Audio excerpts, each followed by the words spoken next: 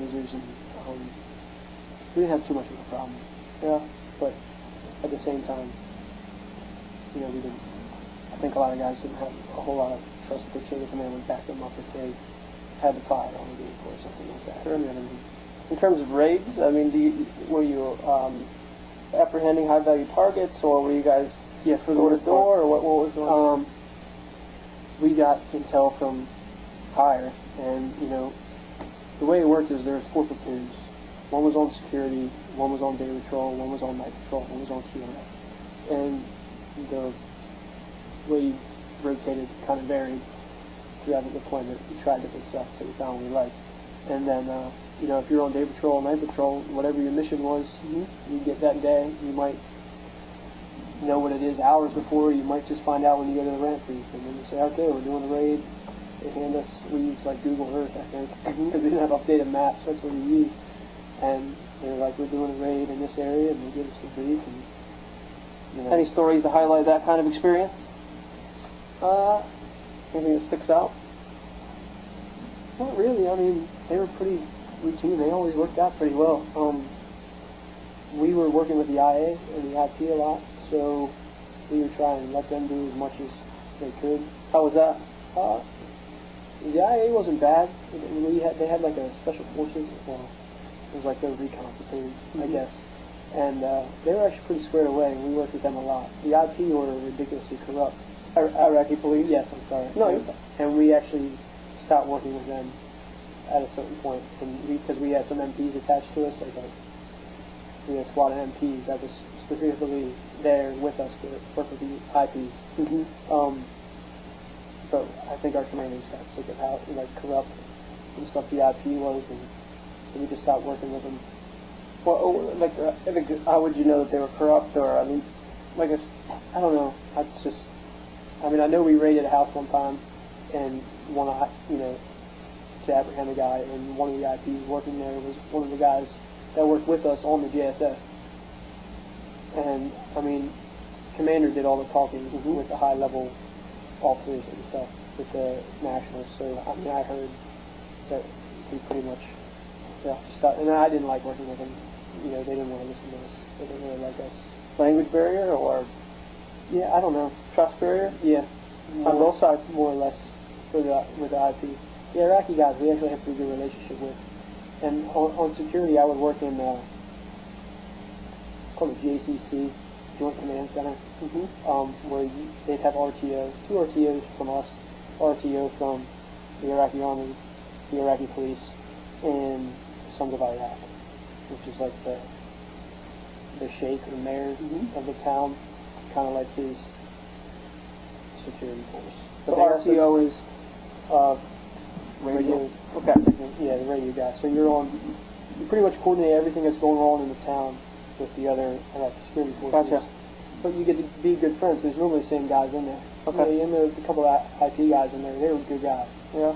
And the SOI, the Sons of Iraq, they were ridiculously corrupt too. So was that sheikh. But you just had to kind of deal with them. And the IA guys, the Iraqi Army guys, they were always pretty good. So, I enjoyed working the IA, and they were willing to learn. And I don't know if they were just dumb and, courage, but, they had some balls a lot of times. They didn't hesitate. We'd get out and do raids. And any specific story to highlight as far as the IA? Well, one story as far as how hard it is to work, getting them. None of them like each other. You got the IA, the IP, and the SOI. None of them. They all hated each other because they were all fighting. They all wanted control. Because when we leave, which we have, I don't know how it's working out there now. But I always felt like when we left, it was just going to be a bloodbath between these people fighting over power. So we were doing some civil affairs mission for this new school that opened up, girls' school, and which went totally wrong. But anyway, there was gunfire on the other side of town by where the sheikh's house was. And at this point, you're kind of used to gunfire, so you're looking at your buddies and you're like, hey, what's going on? I have no idea. It's like, all right, The next thing I know, I see platoon sergeant And the first squad running down was like, there's a fire fight outside of Shake's house. We gotta go. So we mount up, drop this stupid civil affairs mission, and go down and mount up in the middle of this, or dismount in the middle of this, what we think is a firefight. It is, but we didn't really know what the situation was at the time. And we just start kicking down doors and clearing rooms and everything like that. And we come to find out on the radio, it's the SOI and the IA shooting at each other because they got in some altercation. And we're just like, oh my God. So the commander comes down with his security detail, and he's talking to the Sheikh. And I guess I was in Alpha Team, second squad Alpha Team. Our Bravo team was inside this conference room, and said it was like one of those mobster movies where they all flip over the table and they're pointing guns at each other. Like I'm standing outside, and I can hear the commotion going on in there, and everybody's arguing.